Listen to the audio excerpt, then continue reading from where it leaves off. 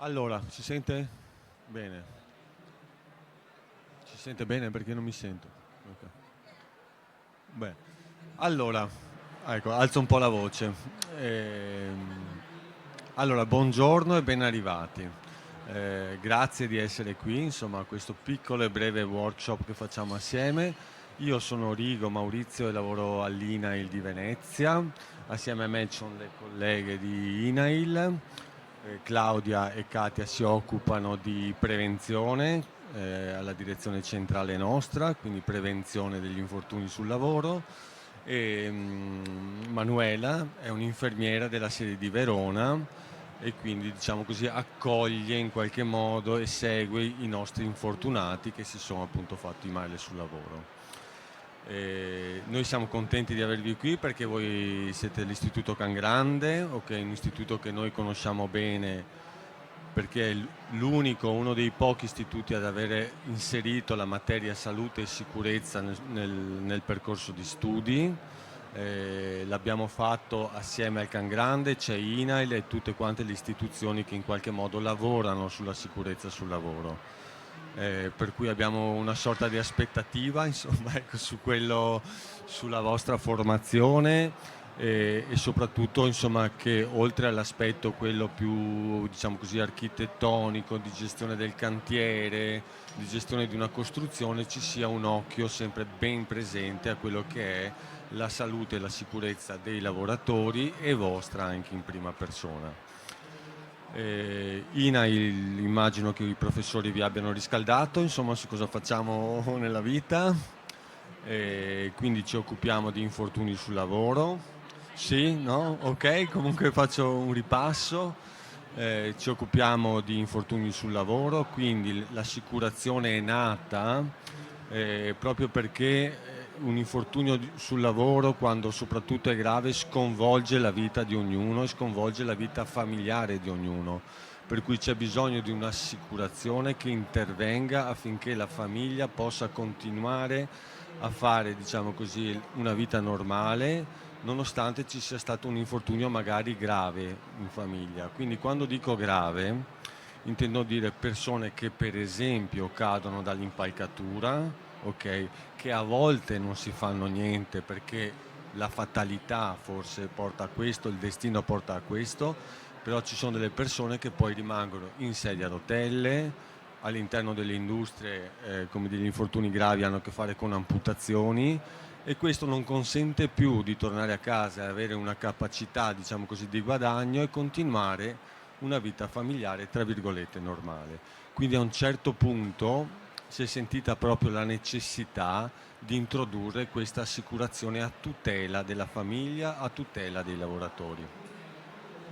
Recentemente, proprio 2 anni fa, l'istituto, tra virgolette, ha deciso, ma ha spinto, diciamo così, il legislatore ad assicurare anche gli studenti in tutte le attività, okay, che loro fanno. Per cui voi da quando entrate a scuola, diciamo così, fino a che uscite, siete coperti da assicurazione INAIL. Questo è un movimento molto importante che è stato fatto, ovviamente anche i professori, okay? Ovviamente, perché prima eravate coperti solo nel momento in cui facevate un'attività di laboratorio, oggi lo siete coperti sempre, quindi anche se cadete dalle scale nel momento in cui fate riaccreazione è un momento di copertura assicurativa. Allora voi dovete pensare che se non vi fate niente, non vi fate niente. Se vi fate poco, ve la cavate su una settimana, ma cadere dalle scale non si sa mai come va a finire. Per cui potreste avere un danno, diciamo così, permanente. Incrociamo le dita che non succeda mai.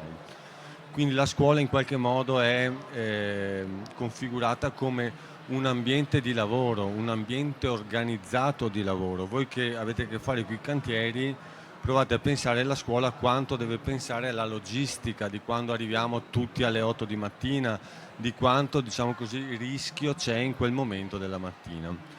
Quindi questo è quello che facciamo noi, quindi siamo esperti di rischio, esperti di prevenzione, esperti di infortuni. Il lavoro che in qualche modo vi abbiamo fatto fare ha a che fare con il rischio, quindi il risk management l'abbiamo capito e l'abbiamo intitolato. E quindi questo porta ognuno di noi, ok, a gestire quel momento lì del rischio, a non aspettarsi che qualcuno lo gestisca per noi, ma fare in modo che noi abbiamo la capacità e la competenza di gestire un rischio. Per cui, se pensiamo da quando ci siamo alzati questa mattina dal letto al momento in cui siamo entrati qua, ognuno di noi può pensare, diciamo così, a un momento rischioso di queste 2 orette da quando ci siamo alzati. E probabilmente c'è in ognuno di noi un momento rischioso. Allora, noi stiamo parlando in questo momento di avere la capacità di gestire quel momento rischioso. Il mio, vi racconto il mio, è, come dire, arrivare non tutti i giorni al limite e salire in bicicletta per andare in stazione, ma se io uscissi 5 minuti prima, in bicicletta ci andrei più tranquillo, avrei meno ansia, mi sentirei meno di corsa e quindi rischierei di meno. Questo per me è la gestione del rischio. Quindi, come dire, io adesso penso a voi e lego rispetto al vostro percorso di studi, vi lego a un cantiere, sbaglio? Ok, vi lego a un cantiere. Il cantiere è particolarmente movimentato ed è il settore dove accadono, diciamo così, con più frequenza gli infortuni. Quindi è un aspetto assolutamente da coltivare. Allora, abbiamo alle 10:15, 10:20 più o meno finiamo. Allora, voi avete fatto un questionario su questo e vi ringrazio. Voi avete fatto un questionario slim, diciamo così, perché quello originale è un po' più articolato e magari insomma, facciamo un'altra puntata su questo. Noi con voi abbiamo lavorato sulla percezione del rischio, che è un tema importante perché il rischio lo percepiamo in un modo diverso, tutti quanti. La versione, come dire, quella un po' più lunga, ha a che fare con il racconto dettagliato di un infortunio o di un mancato infortunio, quindi andare a ritrovare nella memoria in qualche modo quel momento lì e descriverlo, ok? Descrivere quando è successo, come è successo, perché è successo. Riteniamo che questo, diciamo così, lavoro fatto sulla memoria, ma su questo magari ne discutiamo dopo, quindi rievocare in qualche modo un momento, come dire, rischioso nella vita, ci aiuti, diciamo così, a gestire meglio il rischio nel momento in cui possa ricapitare nel futuro. Quindi io direi, ci guardiamo un attimo i risultati del questionario in modo aggregato. Il questionario lo avete fatto voi, ma è stato sottoposto a 8.000 persone nel giro di un anno, quindi abbiamo un dato molto aggregato. Li guardiamo e poi apriamo magari una discussione, una conversazione assieme. Lascio la parola.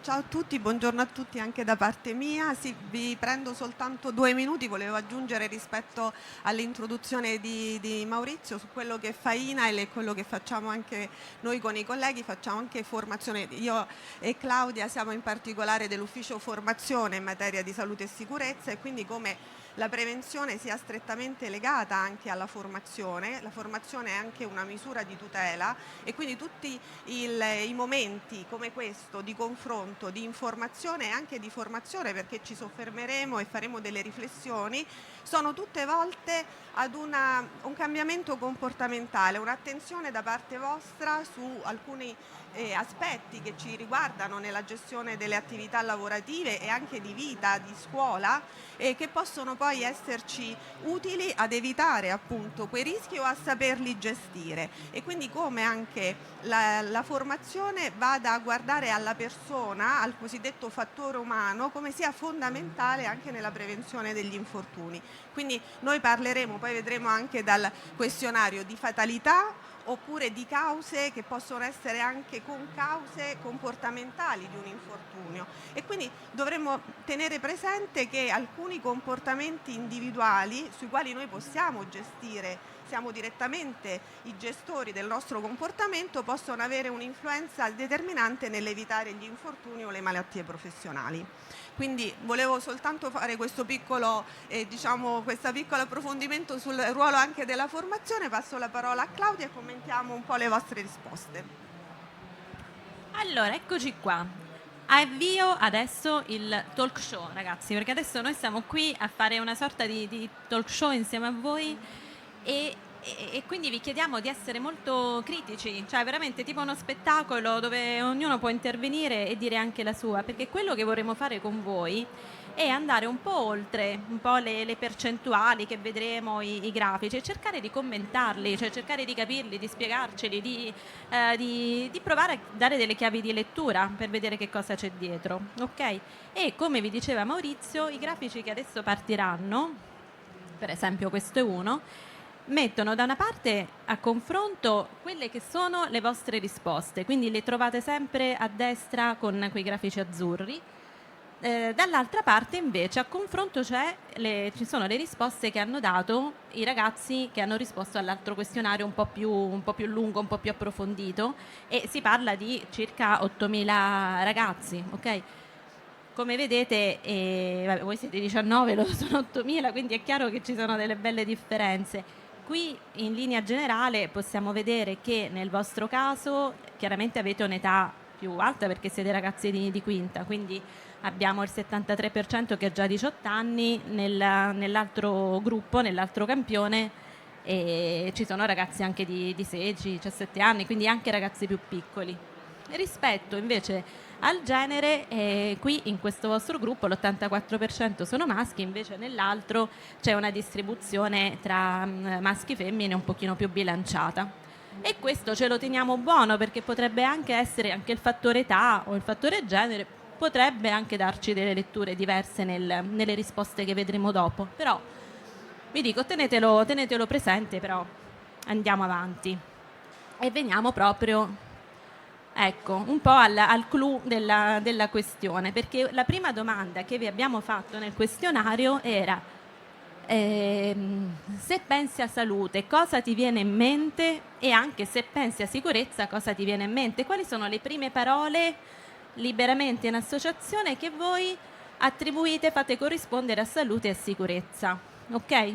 Qui ci sono le vostre risposte dove prevale benessere, per esempio per salute, e lavoro, tranquillità per sicurezza, e dall'altra parte le parole tutte colorate sono quelle del campione più ampio.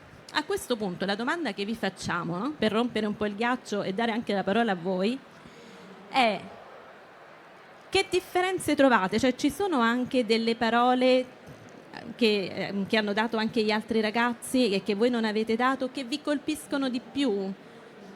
Cos'è che torna? Cos'è che corrisponde di più? Cos'è che non corrisponde e che vi colpisce? Magari parole che altri hanno dato e che per voi diceva, io non ci avrei mai pensato. Guardate un po'. Vai. Come ti chiami? Jordan. Vai, Jordan. La parola pericolo, insicurezza. C'è anche L'associazione pericolo, perché comunque è un po' un contrario, dici tu, a sicurezza. Il contrario di sicurezza può essere anche un pericolo. Quali altre parole vi colpiscono, ragazzi? Fa ridere che nella parte della salute c'è tranquillità, cioè non riesco a collegare bene salute e tranquillità. Sì, c'è scritto tranquillità dove ci sono più parole. Ok. A tranquillità non ci avresti pensato legato al concetto di salute. Ok, però vedete quanti concetti e quante associazioni poi ognuno di noi può fare. Anzi, questo parla anche di come possono essere anche interpretati diversamente questi concetti. C'è altro che vi colpisce? A me mi sorge il dubbio sulla parola libertà, cioè non riesco a collegarlo. Sulla salute.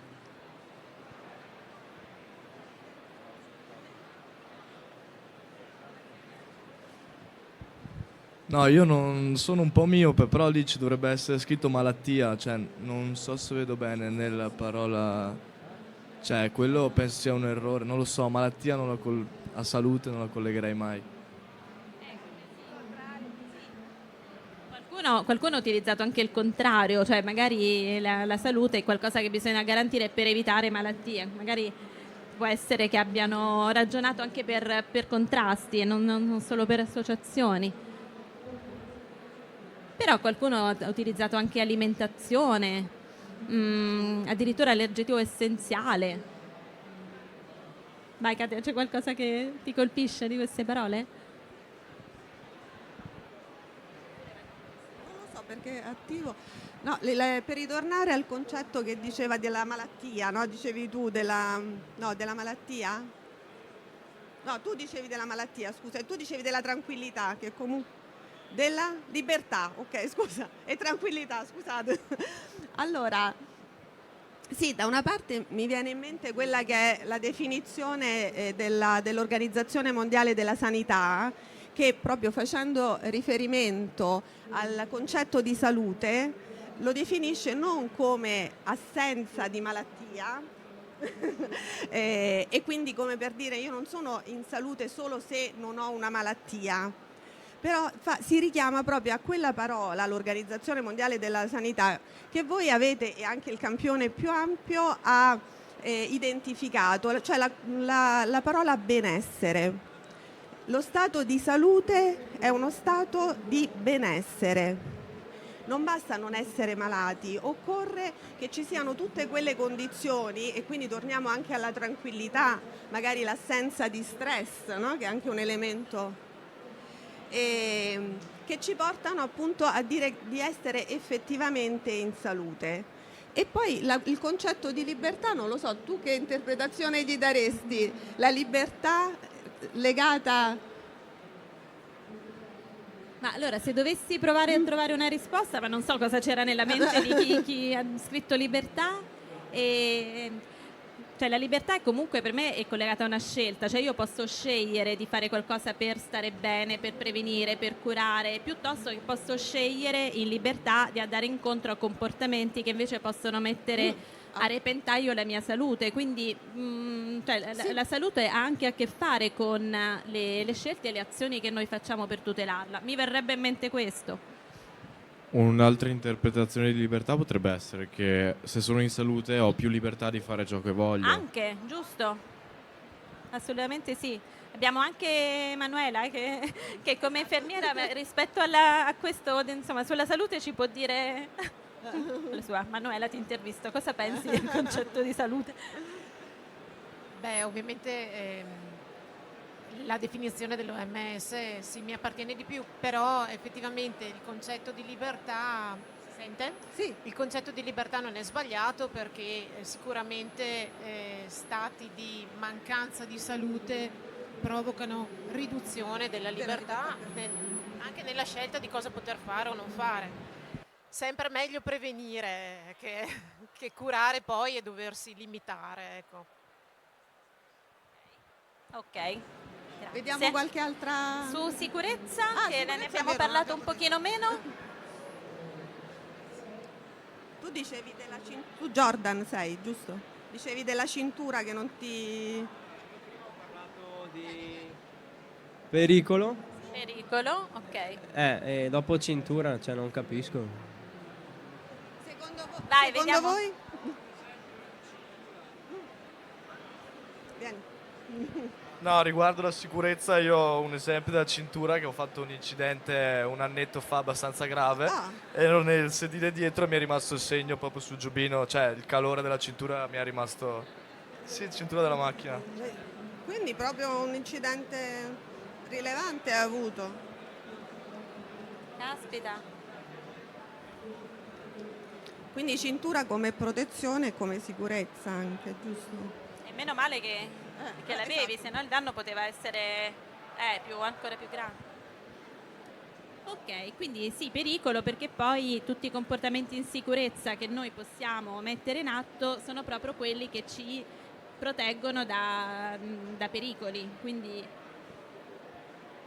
ok, andiamo avanti? Allora, qui vedi, per esempio, c'è già qualcuno che l'ha anche vissuto in prima persona, come ci raccontavi, ti chiami? Alessandro. E la domanda era: conosci personalmente qualcuno che si è infortunato mentre stava lavorando, o comunque magari anche in generale? La metà, un po' più della metà di voi ha risposto sì, e così anche il campione più grande, cioè tutti comunque conosciamo, la maggior parte di noi ha avuto a che fare anche con racconti, se non in prima persona, di persone che si sono infortunate anche sul lavoro. E insomma, la maggioranza, che poi nessuno di voi ha voluto raccontare magari l'infortunio, ma ci rendiamo conto che poi non è facile anche in queste situazioni parlare e anche raccontare questi episodi. Comunque la maggior parte si tratta di infortuni accaduti ad altri, ok? Però rispetto anche, ecco, entriamo un attimo un po' nella dimensione un po' delle emozioni anche, perché anche una consapevolezza maggiore delle nostre emozioni ci può aiutare a mettere in atto dei comportamenti protettivi per noi e per gli altri. Quindi vogliamo fare un po' un focus su questo aspetto. Allora, pensando anche all'evento, l'infortunio che ha coinvolto persone che conoscete o voi stessi o persone comunque a voi care, avete avuto paura in quella situazione per loro? Alessandro che ci dice che l'ha provato invece su se stesso.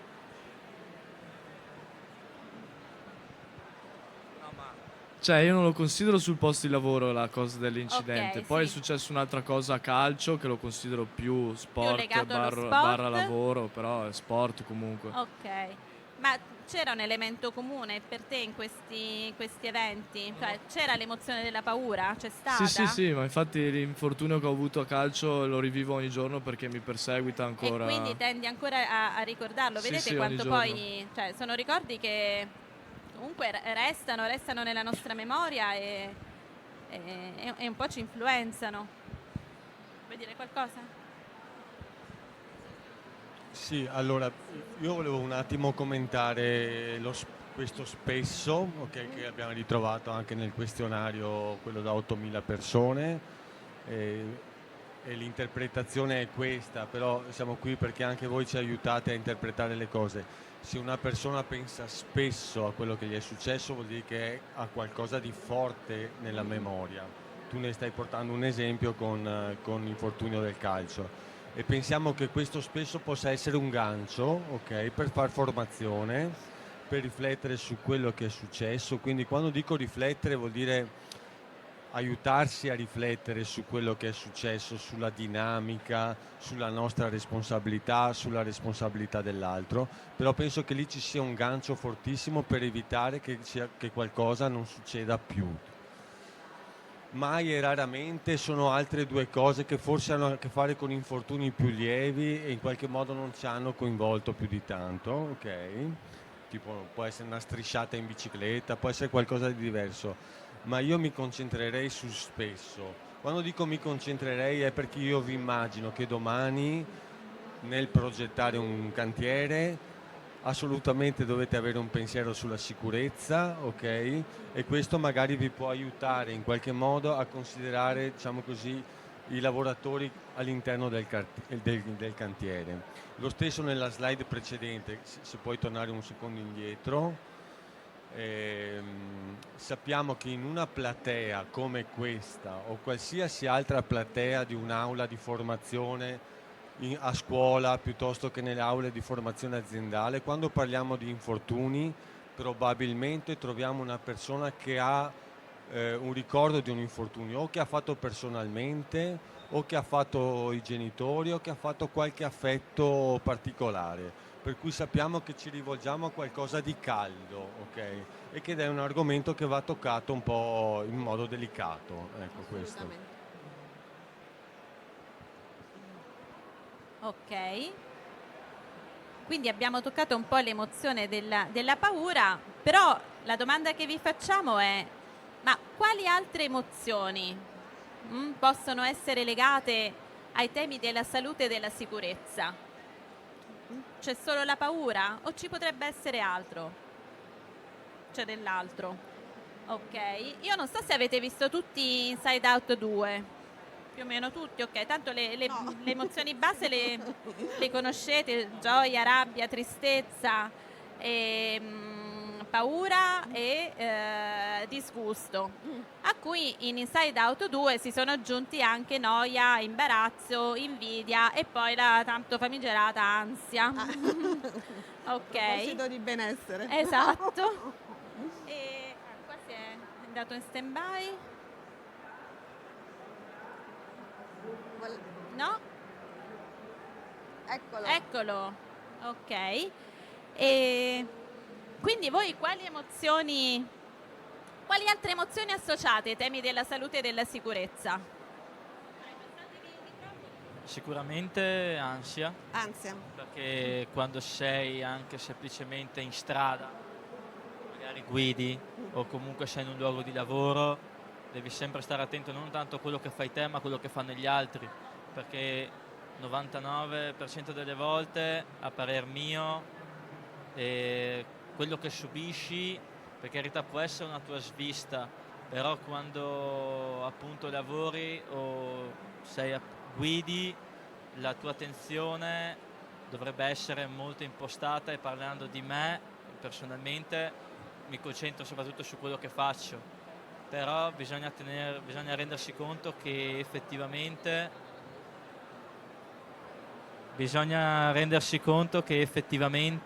gli altri non prestano tanta attenzione a te, perché pensano appunto anche loro a quello che fanno loro. Quindi magari una svista di un'altra persona, anche involontaria, può causare su di te appunto un infortunio che può essere grave o meno grave, indipendentemente da determinati fatti, da determinate cause che ci possono essere. Quali altre emozioni? Quindi qui parliamo di ansia anche causata dalle azioni degli altri. Vai. Beh, vedendola dal punto di vista opposto, se penso alla parola sicurezza e sono cosciente di essere in un ambiente in cui è garantita la mia sicurezza, provo anche gioia e tranquillità, perché appunto in un ambiente in cui so che è garantito questa sicurezza posso lavorare più serenamente. Cioè, secondo me, più che paura, quella che si va a creare è una sorta di fobia, nel senso, io ho utilizzato un attrezzo, mi sono fatto male, mi si crea la fobia di riutilizzarlo perché magari mi rifaccio male nuovamente. Quindi una paura più persistente. Ma io volevo sentire pure questa parte qua, infatti. Allora, dai ragazzi, questa domanda è facile. Quale emozione associate a salute e sicurezza? Tanto è soggettivo. Quindi non c'è una risposta giusta e una risposta sbagliata, c'è quello che sento. Oh, ma quota femminile, su.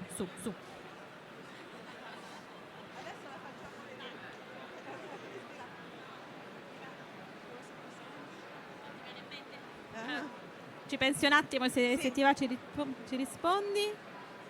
Ti va di dire qualcosa tu? L'ha detta sottovoce, dai, allora. La rabbia, ad esempio, in un ambiente di lavoro in cui anche non ti trovi con l'ambiente, i compagni, così. Bravissima, come ti chiami? Fabiana ha detto un'altra cosa molto importante, ragazzi, la rabbia.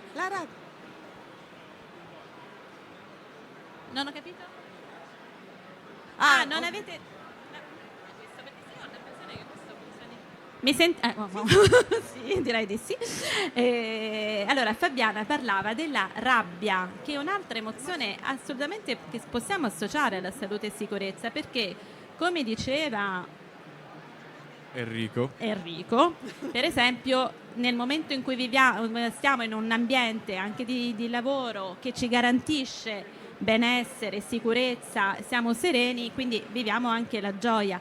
Ma nel momento in cui stiamo in un ambiente di lavoro che tutto questo non ce lo garantisce, allora viene da sé che si può provare rabbia. E sapete quando c'è la rabbia? Quando noi abbiamo un obiettivo che è quello di lavorare sicuri e bene. Qualcosa ci ostacola il nostro obiettivo, la rabbia funziona sempre così. Quando qualcuno ci ostacola nel raggiungere il nostro obiettivo, viviamo questa cosa come un'ingiustizia e proviamo rabbia.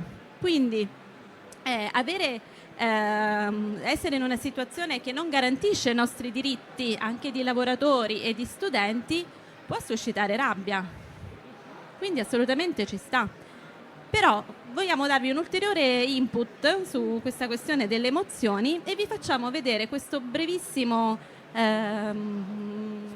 video tratto proprio da Inside Out 2.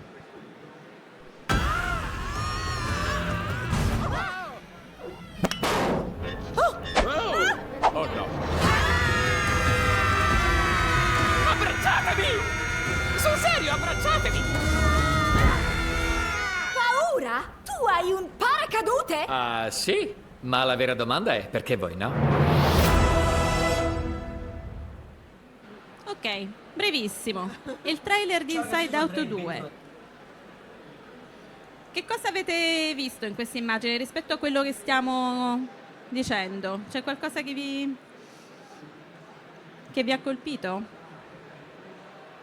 Quindi c'è una situazione di pericolo, tutte le emozioni stanno precipitando. Paura tira fuori un paracadute, disgusto lo guarda disgustata e gli dice: ma Paura, tu hai un paracadute? Cioè che ci fai con un paracadute? E la sua risposta è sì, ma la vera domanda è: perché voi non ce l'avete? Perché voi altre emozioni non avete un paracadute? Ora, associando anche la nostra situazione di salute e sicurezza anche negli ambienti di scuola e di lavoro, il paracadute cosa rappresenta secondo voi? Prevenzione. Oh, prevenzione. E quindi prevenzione, quindi rispetto a quello che noi in prima persona possiamo fare? Ma no, vai, scherzo. Anzi, grazie. Cioè, secondo me bisogna avere sempre quella percentuale di paura perché non si è mai sicuri di quello che si farà e non prevediamo il futuro, quindi qualcosa può sempre accadere. Quindi un pochino paura bisogna averne perché sennò ci si fa male. Sì, se non ci fosse quel minimo di paura, no? Per evitare che ci succeda qualcosa, non metteremo in atto dei comportamenti di prevenzione, no? di salute e sicurezza. Però Paura dice: la vera domanda è perché voi non ce l'avete? Perché voi gioia? Perché voi rabbia o tristezza? Non tirate fuori un paracadute anche voi?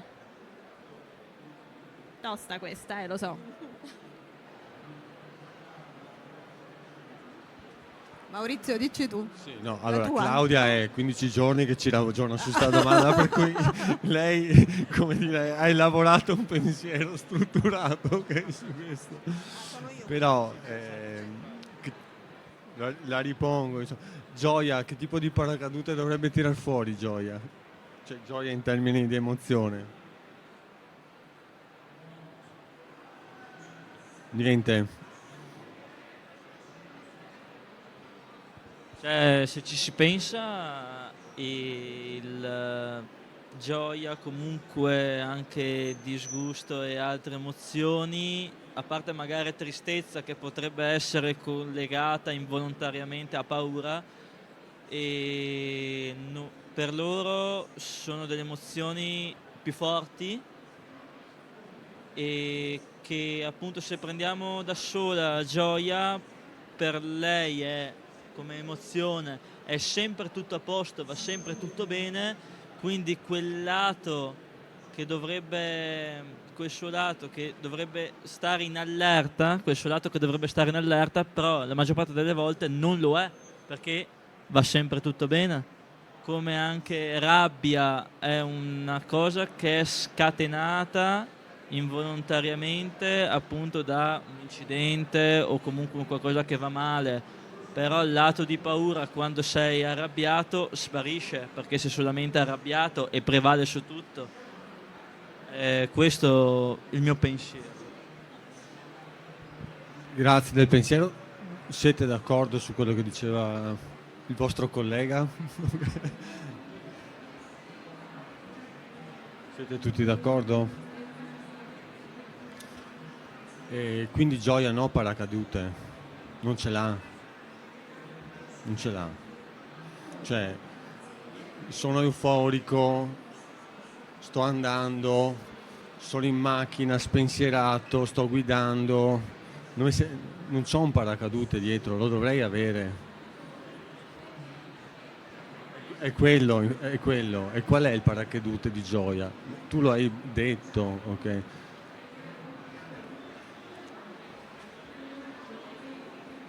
Cioè, e se ci si pensa al paracadute di Gioia, lei proprio non ce l'ha. Non ce l'ha. Non ce l'ha. Ok, ma è Però questo, non ce l'abbiamo quando... Il paracadute di Gioia sarebbe appunto paura. Il paracadute di Gioia può essere paura, può essere stai cauta, forse lui ha fatto un passaggio, ha detto una parola che adesso mi sfugge, però sulla cautela, ok, su stare attenti. Gioia quando siamo tanto gioiosi, siamo poco attenti. Probabilmente è questo, però il suo paracadute lo deve cercare, ok? Però è necessario che quando siamo in quel momento di gioia cerchiamo di tirare fuori quel paracadute, perché poi l'incidente in macchina quando succede? Quando siamo spensierati. Ok, quando siamo in un momento gioioso, quando siamo in un momento di rilassatezza, quando stiamo andando in discoteca, quando siamo in un momento bello della vita, ok, può succedere questo. Quindi quel paracadute lo dovrebbe avere anche lei e quindi lo dovremmo avere anche nei momenti di gioia, di rabbia. Facciamo un ragionamento sul paracadute nel momento di rabbia, quale dovrebbe essere, perché lì facciamo tendenzialmente danni, insomma, ecco, tendenzialmente. Che tipo di paracadute dovrebbe avere rabbia? Mi rivolgo alla platea di qua adesso, ok? Che tipo di paracadute dovrebbe avere rabbia?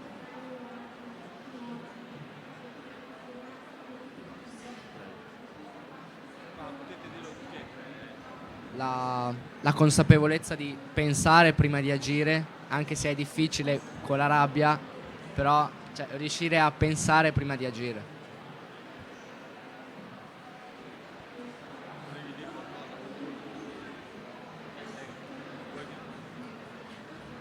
Quindi lo ha detto. Prego. La parola chiave è proprio consapevolezza, ragazzi. Cioè, la consapevolezza di voler continuare a stare bene. Cioè, Gioia sta in uno stato di benessere e il suo desiderio è quello di continuare a stare bene e che gli altri continuino a stare bene. Rabbia è in una situazione di qualcuno sta ostacolando il mio diritto di essere sicuro nell'ambiente di lavoro. Quindi il voler conservare questo diritto è quella che la fa mettere in atto dei comportamenti protettivi. Non so se i professori che ne pensano. Allora, decisamente quando uno è arrabbiato agisce d'impulso e spesso, insomma, con un'azione poco meditata e che probabilmente lo farà pentire, perché magari si trascende col linguaggio, con le azioni, si accelera, un sorpasso. Pensate cosa c'è nel traffico. Io sono non spaventata nel senso, però mi accorgo che ci siamo per esempio molto imbarbariti alla guida. Sarà che qua i cantieri ci stanno stressando e quindi abbiamo fretta di arrivare e dunque ogni azione viene presa cioè come un affronto, no? Hai messo la freccia, non l'hai messa. Quindi decisamente ci sono dei comportamenti rabbiosi che ti portano a fare delle stupidate, però dopo è tardi, insomma, quindi sicuramente l'impulso, sì, mancato ragionamento, no? perché sappiamo che ad ogni azione corrisponde una reazione, però ecco, la reazione dovrebbe essere un attimo meditata e soprattutto non immediata, perché quando rispondi di botto bisognerebbe contare fino a 10, non fino a 3. Si associa alla collega. Ok, quindi ragazzi andiamo avanti, ma ecco la parola chiave con cui anche io vorrei lasciare qui è il desiderio, cioè il desiderio di continuare a stare bene, che di stare in un ambiente di lavoro, di studio protetto per me e per gli altri, quindi il desiderio è un po' il paracadute anche della gioia, e il desiderio che i diritti vengano garantiti e quindi che tutti ci muoviamo perché questo accada, ed è alimentato un po' dalla rabbia quando questo non avviene. Quindi è bene essere consapevoli, come diceva anche il vostro compagno, di quello che è il valore nostro e di tutti, e in base a questo agire dei comportamenti di prevenzione. Bene, andiamo avanti un po' con le vostre risposte. Vi abbiamo chiesto da cosa è stato provocato l'infortunio, quello a cui avevate pensato inizialmente, accaduto anche ad altri.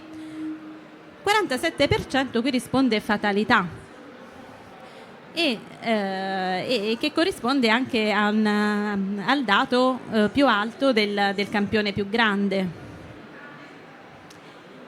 Però questo fatalità, noi poi a un certo punto abbiamo avuto un dubbio, perché stavamo vedendo le percentuali, i grafici, e abbiamo detto: ma se i ragazzi hanno risposto per la maggior parte fatalità, poi però nel grafico successivo, in una domanda successiva, pensi che l'infortunio potesse essere evitato, l'84%, quasi tutti avete risposto sì, poteva essere evitato. Allora a noi ci è venuto un dubbio, quindi ci aiutate a capire come mai ci sono questi dati. Cioè, se è fatalità, allora non poteva essere evitato. Se poteva essere evitato, allora non è fatalità. Quindi, ma la risposta quindi qual è? Come possiamo leggere insieme questi dati? Quando c'è un infortunio è fatalità, quindi fatalità è come dire non si poteva evitare, o in realtà invece c'era la possibilità di evitarlo? Come leggiamo un po' questo dato? Perché a noi ci è sembrato sembrava un po' contraddittorio, però secondo voi come lo possiamo, cioè proviamo a ragionarci su, perché anche noi non abbiamo una risposta su questo.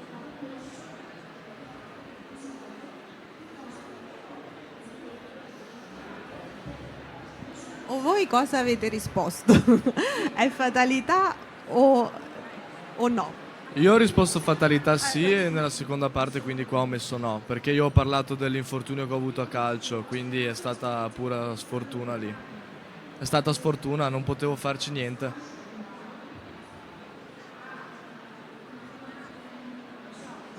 Se ti va, che cosa è successo? Una piccola cosa di dinamica. No, vabbè, ma tanto non ho problemi a spiegarlo. Tipo, cioè, correndo in partita normalmente ho perso l'equilibrio e cadendo mi è uscita la spalla. Ma questo è un problema che ieri anche sono andato dal dottore, perché questa è stata operata. Io ho un problema anche a tutte e due le spalle. Mi sono uscite tutte e due, questa 4 volte, questa 3, e questa l'ho operata e mi è riuscita anche dopo l'operazione. Infatti ieri sono andato di nuovo dal dottore, che devo rioperarmi di nuovo per la seconda volta. Quindi quando prima ho messo se ci penso ancora all'infortunio, se mi perseguita, sì, ogni giorno, perché ci sto ancora lavorando.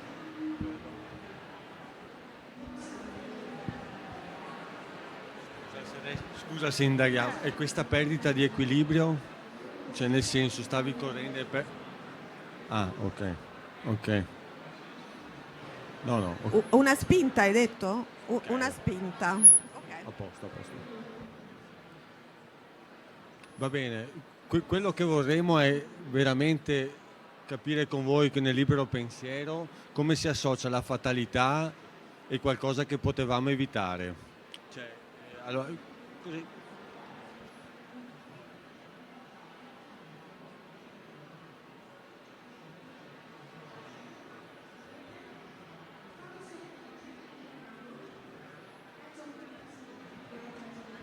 Allora, io ad esempio ho avuto un incidente finché stavo facendo una gara, cioè mi è uscita l'anca perché ho voluto fare il fenomeno ed è stata una fatalità, però io, non conoscendo la mia problematica all'anca, che sono venuto a conoscerlo dopo perché mi sono fatto fare delle visite mediche, mi hanno detto che ho questo problema all'anca, solo che io all'epoca non lo sapevo, quindi magari se mi informavo meglio potevo saperlo e potevo evitare l'incidente, però non lo sapevo e mi è uscita l'anca in gara e ho pianto come un bambino.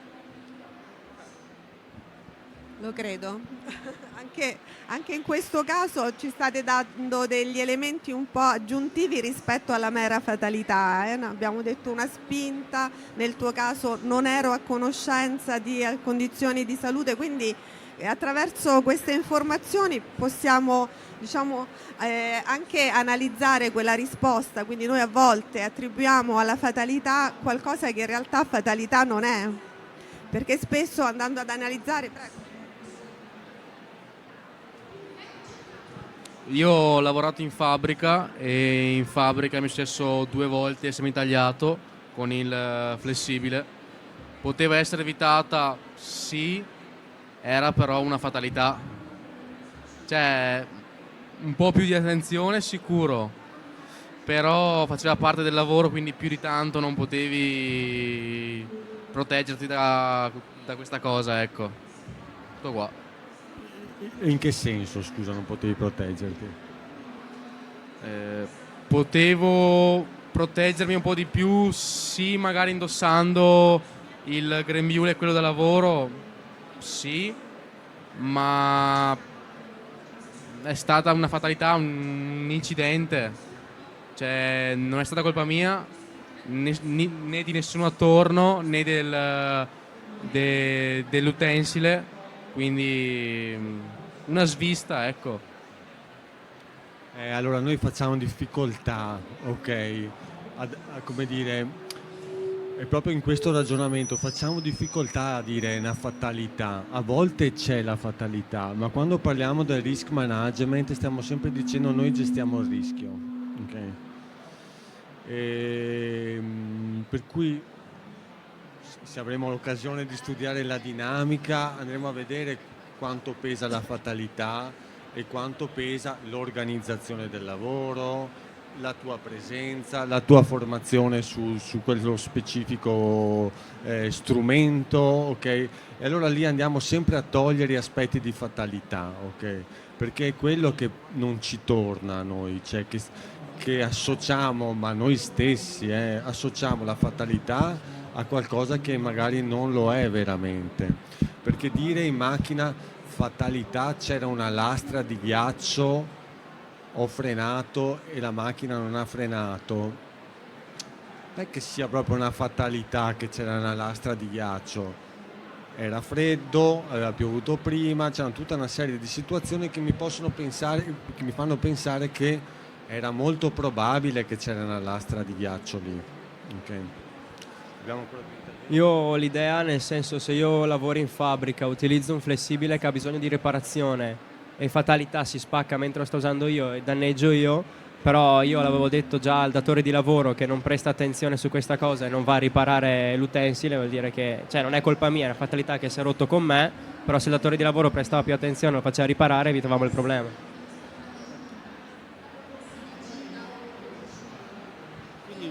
Come dire, dividere questi due aspetti tra la fatalità e quello che è veramente. Per noi è importante, perché sennò la fatalità sembra che tutto quello che succederà anche qui dentro sarà perché il destino l'ha deciso. In realtà non è così. Se stamattina ci siamo persi qua dentro perché non riuscivamo a trovare esattamente questo stand, non è una fatalità, è perché se si mettevano gli insegne meglio lo trovavamo in modo più diretto. E quindi hai detto 6 mesi fa di fare una manutenzione, non è stata fatta, non è una fatalità che poi si rompe proprio quel giorno in cui stai lavorando tu. Cioè, per esempio, se analizzo l'incidente che ho avuto in macchina, avrei messo che potrebbe essere, cioè potevo evitarlo, perché abbiamo sbagliato completamente noi nell'incidente. Per esempio, era un sottopassaggio in tangenziale, c'era la strada bagnata, quindi c'era scritto di andare ai 40, perché era anche strada bagnata. Noi eravamo a 100 e passa, quindi abbiamo sbagliato completamente noi, cioè è stato un... Ma anche qui la parola che è consapevolezza, fatto una volta non si ripete più.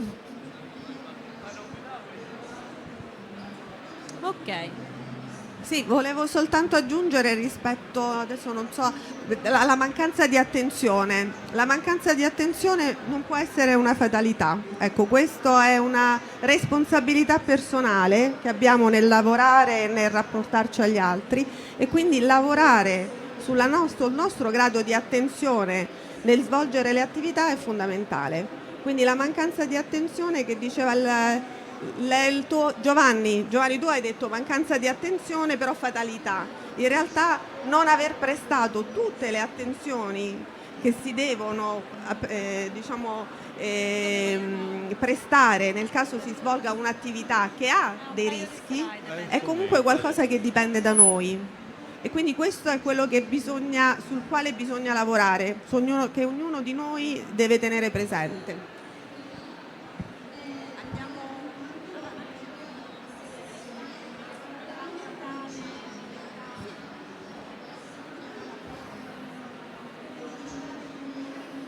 Stiamo facendo una considerazione, abbiamo ancora 10 minuti e non vorremmo per fatalità finire alle 10:40, ok? Ma vorremmo lasciarvi alle 10:30. Esatto. Questo è sui luoghi.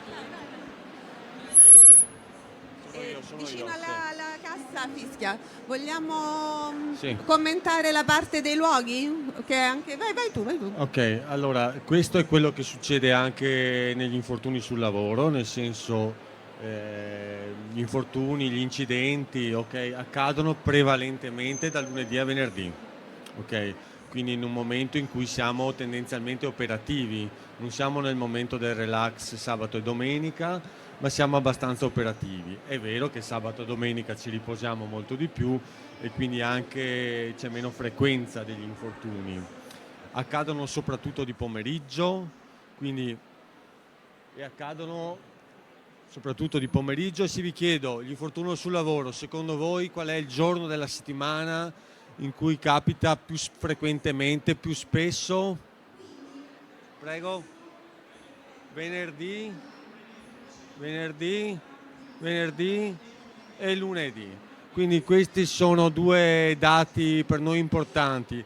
Venerdì pomeriggio, quindi quando abbiamo finito di lavorare, quindi quando ci rilassiamo, siamo in un'emozione che riguarda la gioia, paracaduti li abbiamo lasciati in giro, eccetera, eccetera, è più probabile. Lunedì mattina, quando ricominciamo dopo un weekend, è più probabile che succeda, perché ci stiamo un pochino più allineando.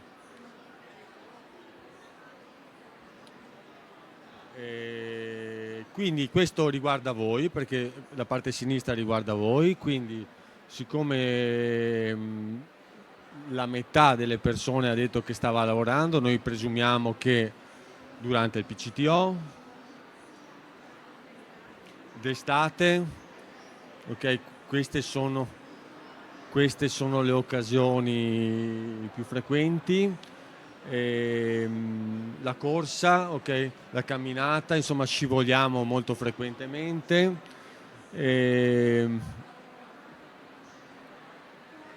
E spesso ci facciamo male perché qualcuno ci viene addosso piuttosto che abbiamo un oggetto contundente che viene verso di noi. Quindi di cosa stiamo andando verso le conclusioni, non so se partirete con un PCTO, partiranno con un PCTO già fatto, è stata la vostra prima esperienza allora forse lavorativa sul PCTO, su un ambiente organizzato. Quest'anno siete in quinta perché insomma avete gli esami di maturità e poi fate una decisione se continuare gli studi piuttosto che insomma approcciare il mondo del lavoro. Non vorremmo mai che proprio voi 19 foste nostri clienti, utenti, quindi Manuela mi auguro che tu non vedrai nessuno di tutti loro. Però il messaggio che io vi do, poi ve ne lasciamo uno a testa, sicuramente è che sicuramente domani voi sarete impegnati a fare dei pensieri di progettazione che riguardano la salute e la sicurezza dei lavoratori. Se non li fate, comunque siete destinatari di un ambiente di lavoro organizzato ricordiamoci questo aspetto della fatalità e ricordiamoci quanto ha detto il vostro collega, nel senso, io l'ho detto 6 mesi fa, di mettere a posto un muletto, una gru, un trapano, un tornio, quello che è, e se quello poi non è stato messo a posto stiamo rischiando di più e siamo solo noi che gestiamo il rischio tendenzialmente. Ok, questo è il messaggio che vi lascio, insomma.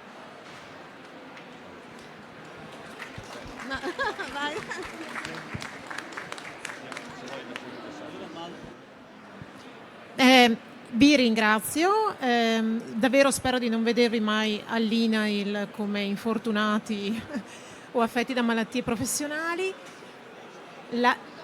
Lavorate proprio sul discorso della fatalità, perché nel lavoro assume diverse connotazioni la fatalità. Si può lavorare sulla prevenzione, sulla formazione, sull'informazione. Anche fosse un infortunio dovuto a una disattenzione, l'INAIL poi vi assiste, però è sempre meglio evitare di vedervi da noi per valutare gli esiti di un trauma. Unus quisque faberest fortune sue per disturbare i latini, ciascuno è artefice del proprio destino, non sempre. Anche i datori di lavoro devono fare la loro, non abbiate paura di difendere i vostri diritti e l'INAIL cerca di fare questo per voi. E buon futuro.